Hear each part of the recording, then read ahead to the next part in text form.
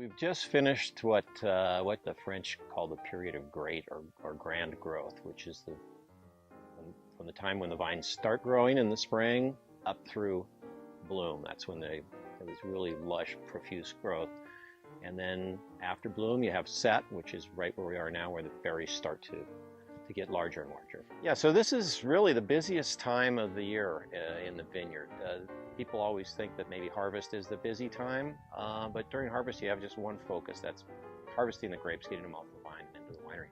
This time of the year, we've got like 3 or 4 different tasks that we have to perform almost at the same time. And all that has to do with what we call canopy management. So bringing the canopy, the leaves on the vine, into balance with the fruit.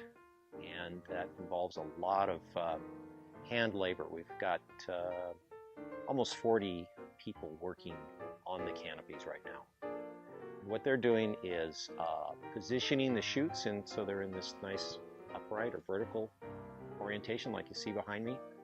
And then we'll be going in if there's just the right balance between the fruit and the number of leaves. We won't have to make any adjustments, but if the vines are a little too vigorous, like these ones behind me, or a little more vigorous than would be ideal, we'll be going back in and removing some of those extra shoots and maybe taking off some of the leaves that shade the clusters, so that those clusters will get the ideal amount of light, so they'll ripen properly and the flavors will develop.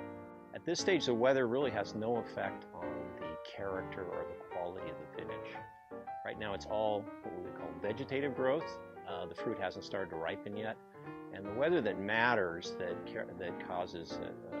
affects the quality of the vintage or the character of the vintage, is the weather once the grapes start ripening, so after veraison. We're still probably about almost 2 months away from that stage.